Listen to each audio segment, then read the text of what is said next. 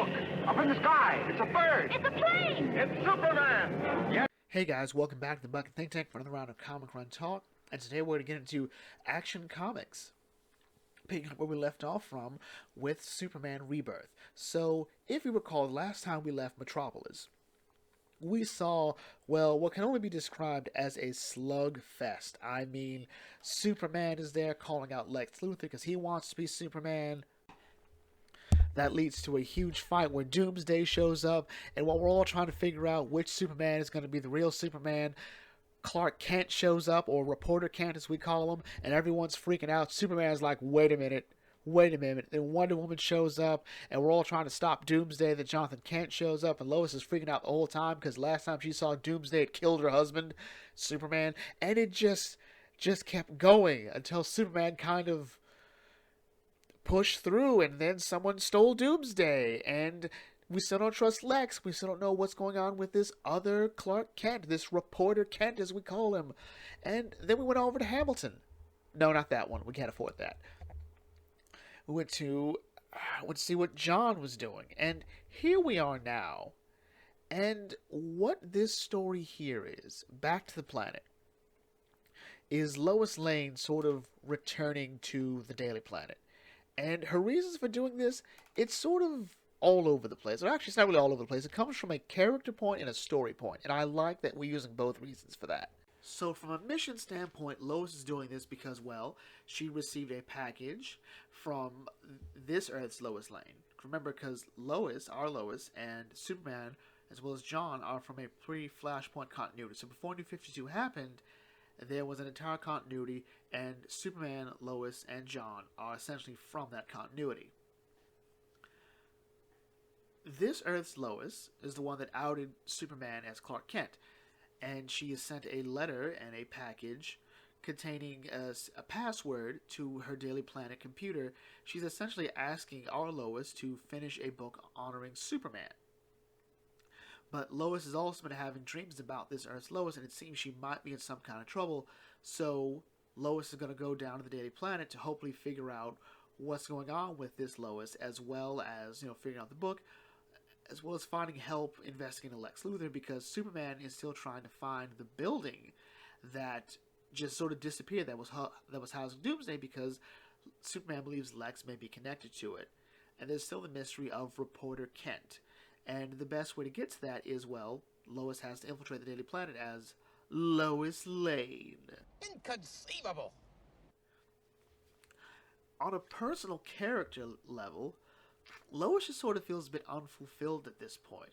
Because before, up to this point, she hasn't been a reporter. She's been writing books, she's been exposing corruption, intergang, all this stuff under a pseudonym, all to protect John. A lot of what Clark and Lois have been doing these past 8 to 10 years has been to protect John from harm, as well as just keeping his powers a secret. Clark's been wearing a black Superman suit. He's been going undercover as he does his super work. Can't be seen because, there's another Superman out there. But now that Clark is, out front and center as Superman, and John is following him around, it just sort of leaves Lois feeling a bit unfulfilled. She loved being a wife and mom. She loved what she did. But, now she wants a bit more. And this is a great conversation to have. Even John feels sort of a bit left out by it, feels a bit sad. And his Clark, comforts him, saying, like, look, your mom's she's not going to be any less your mom. She just needs to do this other thing to feel a bit more complete as a person. And that was great. That was fun. And seeing Lois on the Daily Planet again, it feels sort of... there's a happy nostalgia to it. Especially as Lois sort of tries to settle back in, She sees a lot of familiar faces, Jimmy Olsen, Lombard, and Perry's there. The only real difference is that instead of Clark owning the Daily Planet, instead of Bruce owning the Daily Planet, Lex owns the Daily Planet, which is weird.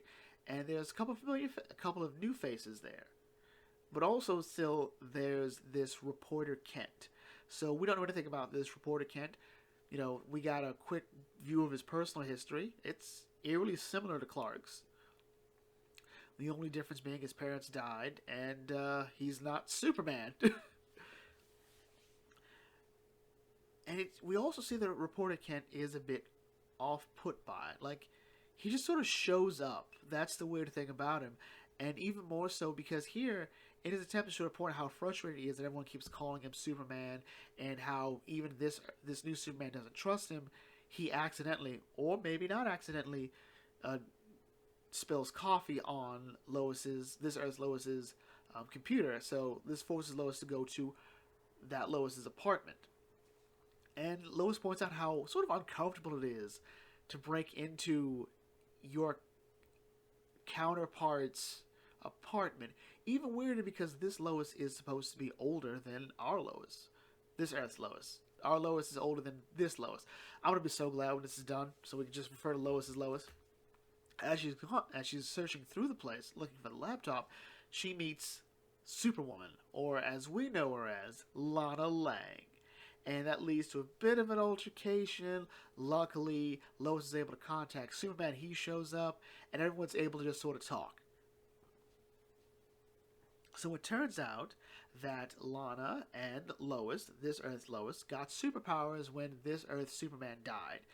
And it was a whole book. It was a book called Superwoman, and we did not read it because it did not seem interesting. I also was not a fan of Lois since she outed Clark Kent as Superman. It just seemed a bit weird, a bit out of character. Maybe I'll look into it another day, another time. But anyway, we find Lois's laptop, and we get the reveal from this Earth's Lois that, yeah, she's dying. The powers that they got are slowly burning her out.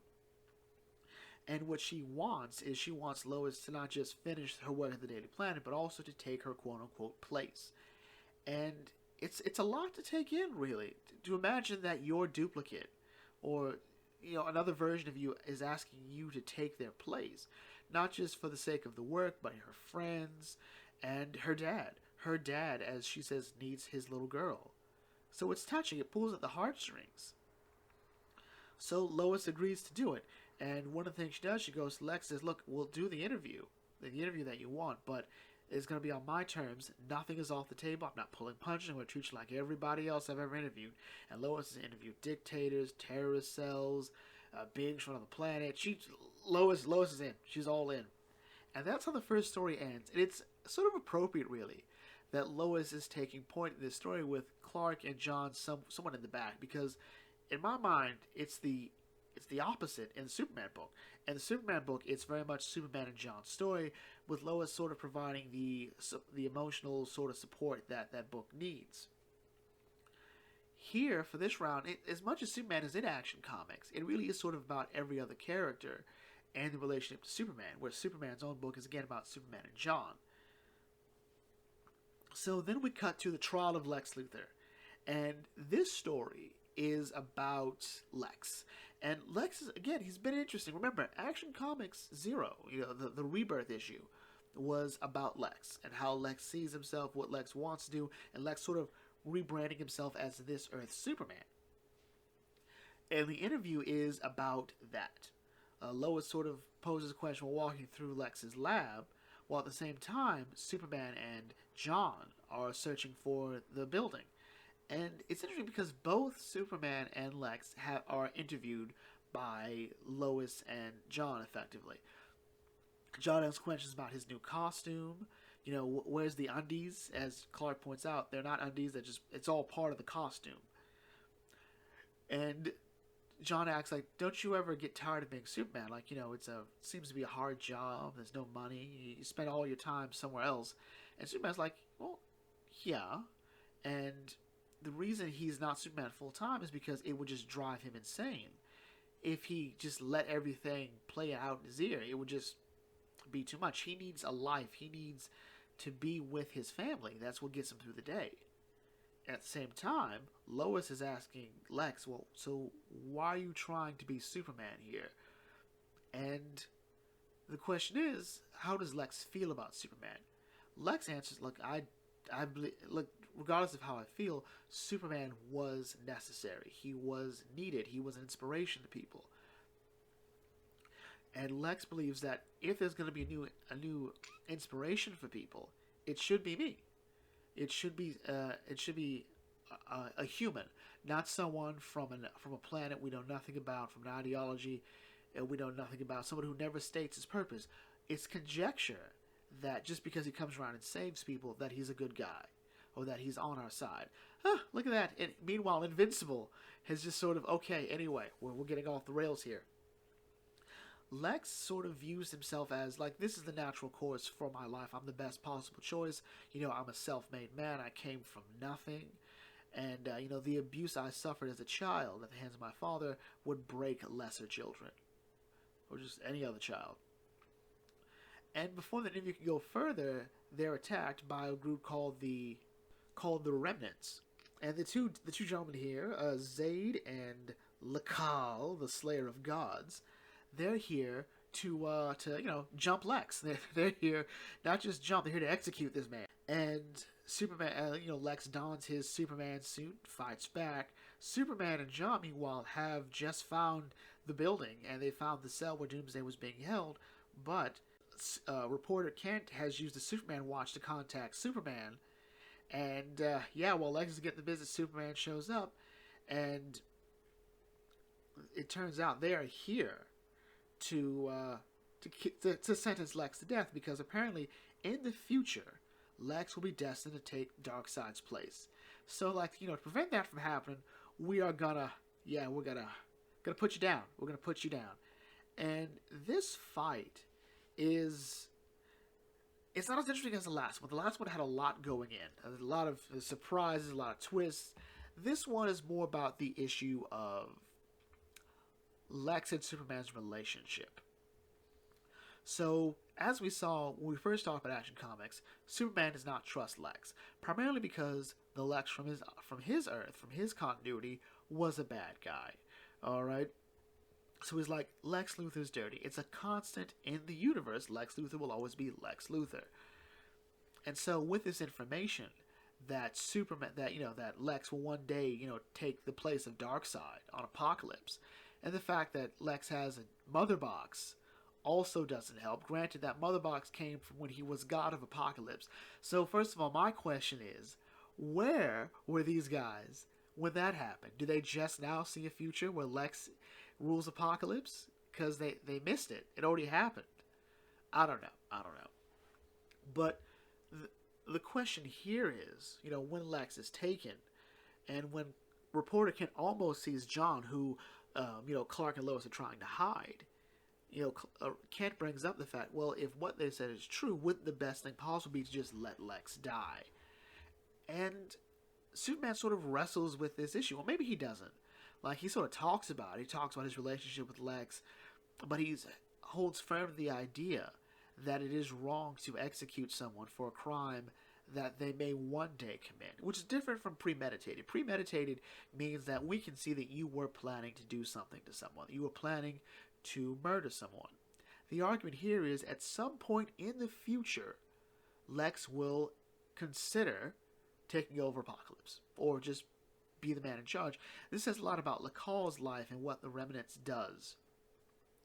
And this sort of concept is always sort of sat wrong with me. This punishing a future version of yourself for what you in the present has done. Punishing a present version of you for what your future self may do. To me, it's always weird, because in addition to being wrong on so many levels, look at Civil War II or Minority Report, consider for a moment the fact that what if the events you've taken here lead to them taking that path anyway? It's a, what's the word? It's timey-wimey thing. Timey what? Timey-wimey? I've no idea where he picks that stuff up. Yeah, or at least it can be. But anyway, the course of this story, whether it be from the Remnants' homeworld, where they put Lex on quote-unquote trial, and Lex points out that, I've done nothing wrong, and Superman sort of even almost taking Lex's life, like, no, it's not going to happen, to Lex and Superman being stuck in a world where Superman doesn't have his powers. What we really see is Superman and Lex's relationship. Lex even recounts, okay, this Superman no longer has powers. He's he's powerless, he's worthless. Superman proves him wrong. Like, no, I'm never powerless. Because he's not reliant solely on his powers. This is an older, more seasoned Superman. So in other words, there's nothing about him that Lex can just write off. It's really great to see that sort of respect build between those two. And even then, Superman is willing to speak up for Lex. Like, this whole time, he is keeping Lex safe. He's like, I'm not letting Lex be killed for this. I'm not letting him be killed for something he hasn't done or hasn't even considered doing yet. And Superman even says, okay, so look into my future, all right? And will that be enough? And they do, and they say, fine. Lakal, whose character sort of built up as this very tired person, some man who suffered a great deal of loss, also at the hands of Darkseid. It sort of puts him in this sort of interesting place. Like, he is, as I said, the remnant. He's what remains of Darkseid's terror. Currently, there is no Darkseid, because Darkseid War happened. So, which is weird, because this book sort of implies Darkseid War happened, but they don't know about the events of Darkseid War. So, yeah, it's weird, but what's cool there is seeing Lex and Superman sort of come to an understanding and even a level of trust with each other. They shake hands, Lex takes off the Superman cape, and yeah, that's sort of how the story comes to an end. It's interesting. It's sort of heartfelt, but at the same time, But then we see what Lakal, we get a glimpse of what Lakal saw in Superman's future, and what Lakal says, Superman has a lot of stuff coming for him, and I hope he survives it. And that was this story, in addition to John finally meeting reporter Kent. And both Lois and John have the same reaction to him. Something about him sets them off. And it's not sort of a violent way. They just find him sort of weird and off-putting. And it makes sense, because this is someone who is going around acting like they're the most important person in their lives. They can sort of see like, yeah, it's a dead-on impression, but something about it just sort of unnerves them. And yeah, that's the Trial of Lex Luthor. So Action Comics this is possibly the weakest part of it. Not the Back in the Daily Planet. That one is great. This is more about seeing all these different mysteries come in. Because the whole time, what are we focusing on really? Who's always there? It's Reporter Kent. The mystery of Lois Lane. They're all sort of there, circling around. What is the story going on here? What is with these alternate versions of our heroes? And what will we see then? What is this horrible future coming to Superman? Well, we'll find out. Not in the next video, because again, we have to go back to Hamilton. No, we really can't do that. Like, that'll be a huge copyright. It'll be a copyright. I'm not going down for this. I'm not going down for this version of Alexander Hamilton. I'm not. So, anyway, we're going to see what's going on with John Kent next time as he meets the greatest challenge of his life, the Boy Wonder. So anyway, with that in mind, let's bring this video to close here. If you are new to the Buggy Think Tank, feel free to like, comment, share, subscribe, smash the thumbs up button. I will catch you all later. This is the Buggy Think Tank signing off. Thanks for watching. As always, may your fandom serve you well. I have to go now. My planet needs me.